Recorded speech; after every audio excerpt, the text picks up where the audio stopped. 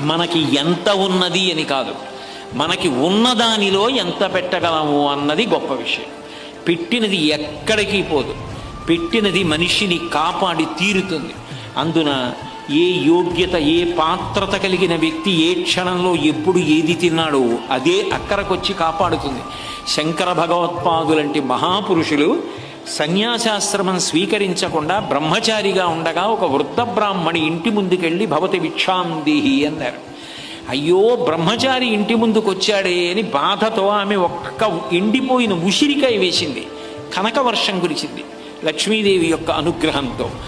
ఎవరికి ఏది పెట్టావు, ఎవ్వరికి ఏమి పెట్టితిమో, ఏ సిద్ధాశ్రమమునం త్రొక్కితిమో ఇప్పుడు చూడగంటి మిచటన్ కృష్ణార్భకున్ నిర్భయున్ అంటారు.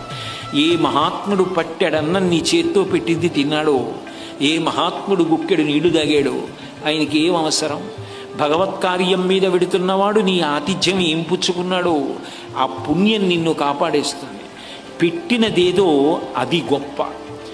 ధర్మరాజు గారు కుక్కని కూడా తనతో స్వర్గానికి తీసుకెళ్లాలని ప్రయత్నం చేశాడు. మనిషికి సకల భూతముల పట్ల దయ ఉండాలి, అన్ని భూతములకు పెట్టగలిగినటువంటి గుణం ఉండాలి.